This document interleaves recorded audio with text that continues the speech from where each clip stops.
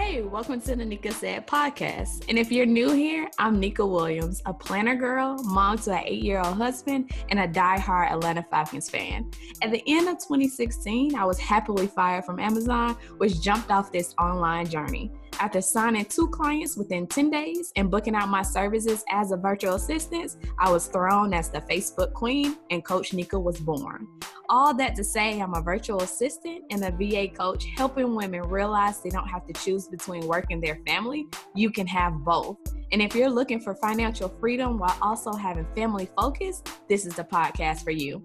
You'll learn how to grow a business that fits into your personal life and not the other way around. Hey everybody, welcome back to another episode of the Neka Said podcast.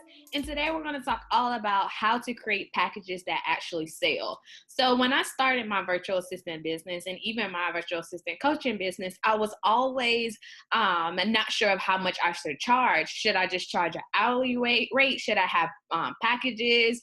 How should I actually sell my services? And so I think a lot of people struggle with this too, because I do see it often inside of Facebook groups, and a lot of my clients come and ask me the same thing. Is like, you really don't know how to charge for your services, how to price it, and you don't know, and you don't want to charge too high and kind of like scare away clients. So I know I struggled with that in the beginning. I was like, okay, I want to charge a decent amount so I can actually get clients. But then once I started to actually charge like peanuts, nothing for my services, I quickly found out that it was super hard for me to actually hit my financial goals.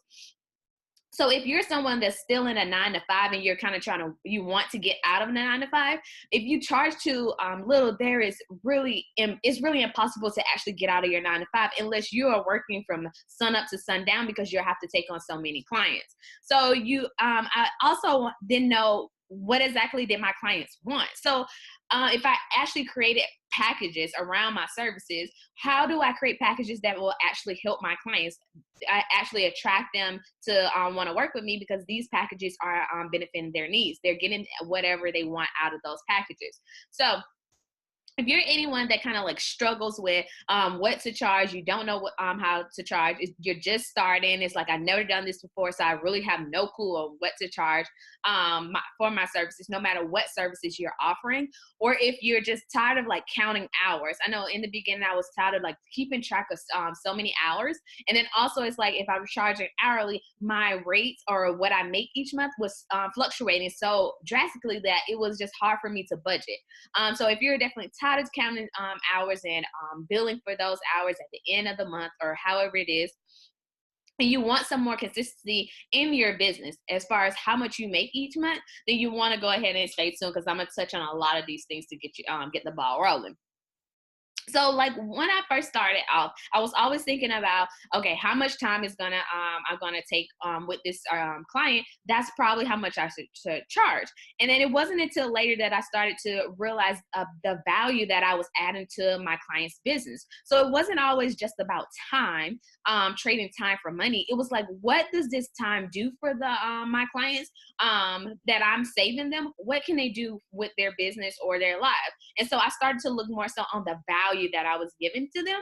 And then it was so much easier for me to increase my rates, because I knew exactly what I was bringing to the table, what I was helping them out with, what I was saving them, what I was giving them, what I was allowing them to do in their personal life, since they don't have to focus so much on their business. And then that's when I started to really create my packages to show that transformation, show that value that I was giving to them up front. And then I also noticed that once I did correlate or like really portray that value in my packages, it was so much easier to sign my clients on.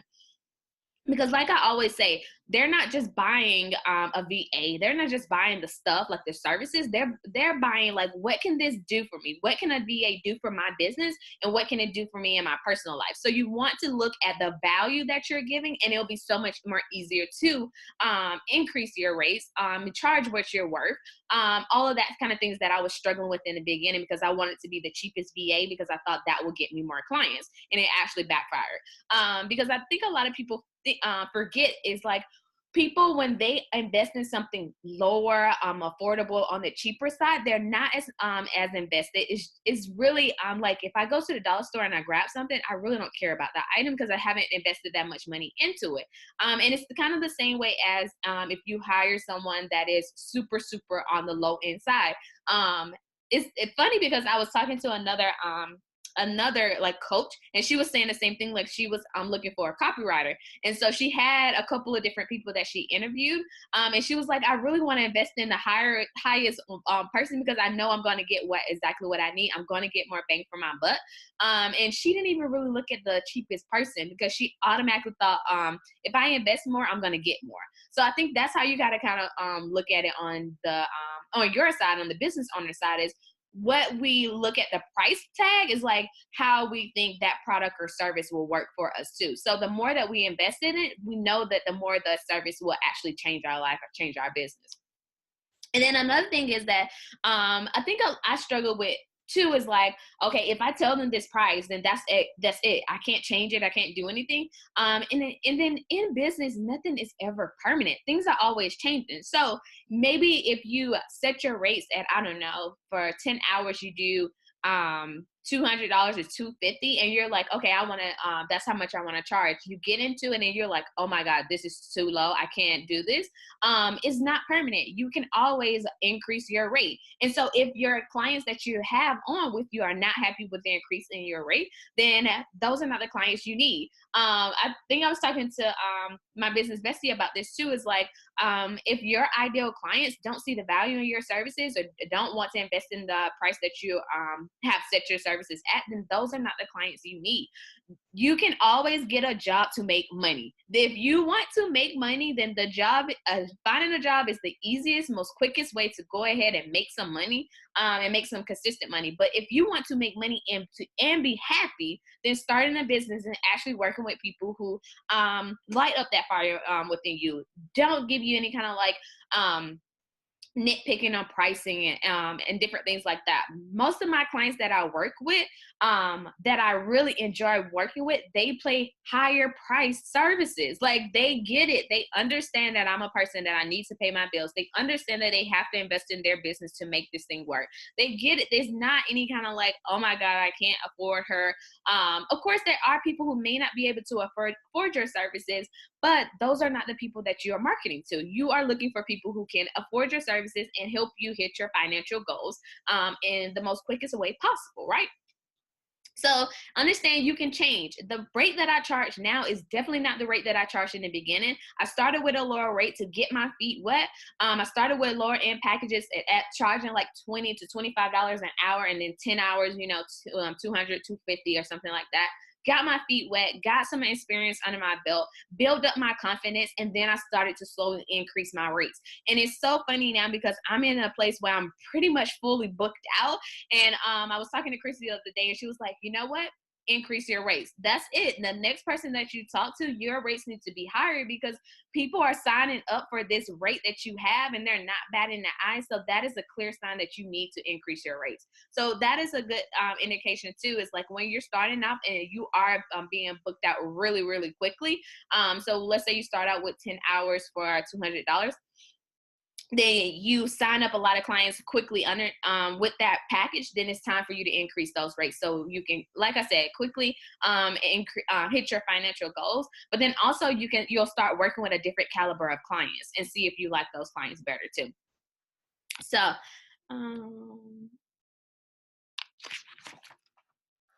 yeah. So, and then a lot of people, I think I talk about this a lot too. A lot of people are super scared of, what if I undercharge? What if I overcharge? Okay, nobody will die. Like, you will figure it out. So in the beginning, I definitely undercharged for a lot of my services, mostly project management, because I wanted to get my feet wet. I wanted to get the experience and the testimonials. So for the future clients, I can go ahead and increase those rates. So of course, my first couple of clients, they got a super, super discounted rate. But that's not how much my clients pay now, because now I am more experienced. I've been doing this for a while. I know the ins and outs of it. I can quickly get you the results that you're looking for. So you have to pay at a different level. And so that's the thing, is like a lot of people are like scared to make mistakes, scared to charge something, and then it's too little, or I'm overcharging people. If you will be okay, you can definitely change your rates. Even if you sign the client and you want to increase your rates, you can do that. If you sign a client and then you want to decrease your rates, I don't know if anybody would do that, but if you want to, then that's completely an option. It is okay. In the entrepreneurial space, everything is a learning experience, and you can change things as you go. So these are my couple tips as far as how do you actually create the the packages. Because when you are sitting down and actually pricing your services, a lot of people don't understand this is a mindset more than it is like pinpointing out how much you're going to charge. Because if you don't feel worthy of that amount, then when you get on the phone with clients, when you put that price out there, then you're going to not speak up. You're not going to be confident. You're not going to sell clients on that rate, because you have to in yourself be confident in your rate, be okay with how much you're charging. And then also it's like, if you charge too little and you are working your butt off with 5-6 different clients, then you're not going to be able to give the quality of services because you have so many clients that you're turning around. So you want to have that balance. So it's a balance between how many clients you want and how much you're going to charge. That's the thing you kind of got to sit down and think about too. So the number one thing that I always talk about when I'm sitting down and creating packages is my financial goals. Definitely, I love helping other people and their businesses. That's what lights me up. That's why I still offer services, even though I am a VA coach. So I have to kind of look at what I want out of this. What are my financial goals? What is my time commitment? So now that I'm juggling 2 sides of my business, how much can I realistically work on services clients? And so looking at those hours and how much that I want to make within those hours or that month just on services, how many clients do I need to have? How much do I need to charge them? So you kind of got to look at the big picture, work backwards, and break that thing down. So there's 2 ways that you can kind of do this. If you're just starting off, I always recommend you can either charge, have hours of packages of hours, or you can have project-based packages. And in the beginning, I did have some project-based packages because I wanted to try and learn new things. So for example, I was helping out with a podcaster. And so I had like a project where I would have getting all her interviewees on. So it's the whole process of getting them all the information they need, getting them book schedule, all the kind of links that they need. And so now I can offer that service as a package, as a reoccurring package. So it's definitely a niche-based package now. So I use my project-based packages to kind of like form other packages that I will have as recurring services. Because the end game is, for me, is being consistent, making a consistent amount of money in my business, whether it's services, coaching, whatever I'm putting out there, products. It's always about being consistent and having that consistent revenue coming in. So I use my project-based packages as kind of like a learning experience. Let's test it out. I'll give you a discounted rate. I'm kind of filling out all the different holes. What exactly will my clients learn from this or get from this? What will I learn from this? And then I can use those project-based packages to create some niche-based packages that will stay in my like menu as recurring packages that I can always offer. And so what are project-based packages? So projects is a one-time project, whatever they need. So maybe they need just some kind of like setup stuff. So maybe they just need me to set up their client onboarding process, or maybe they need me just to set up their email newsletter, their email marketing, or maybe they just need me to set up their blog. Any kind of like setup is anything that's only happening one time is like a project-based package. So I still do the same thing. Is I sit down and think about how long it will take, look at all the different pieces of it, and then also what I do with my project-based packages is, since it's a one-time deal, I do have an increase. It's more than my regular hourly rate because it's only one time. Anybody knows that if you sign up for services on a reoccurring rate, then of course you're going to get a small discount. But if it's just a one time, then of course it may be a little bit higher than someone who's there staying on for month after month. So Number one is look at all of the tips, look at all the pieces of it, and then price it. And then I always recommend giving it a little 10%, 15% increase on your rate, because it is a one-time project. And then what I also like to think about with my project-based packages is, how can I turn these one-time clients into reoccurring clients? So if they're doing just a one-time project and it's maybe setting up their podcast or their blog, or I'm helping them launch like a course or different things like that, what will be the next steps after this? What can I help them with in my VA services side that I can have them on reoccurring? So maybe they have the podcast set up or the blog set up, but maybe they'll need somebody to kind of like help them stay consistent with them, help them publish blogs, or help them publish podcast shows. So those are the ways that I always think about, how can I keep this as a recurring? That is always the main goal. So project-based packages is definitely like a learning experience for me, and helping some clients out one time, and then also try to lead them into more of a reoccurring project or reoccurring rate. And that leads me into when they are on something that's reoccurring, I like to have packages of hours. So my clients love the packages of hours because they know how many hours I'm working for them. They know what they'll be spending each month, and they know what they get. They send me over the task, and we go ahead and chalk them out. Most of my clients, and upfront, I do still count the hours upfront, so we can have kind of like a ballpark figure. I still count the hours upfront so we can have a ballpark figure. But most of my clients, after month 2 or 3, they kind of know how fast I work. They kind of know how many tasks they're sending over. So I don't really count hours. So strategically at that time, it's kind of like a trust factor in it.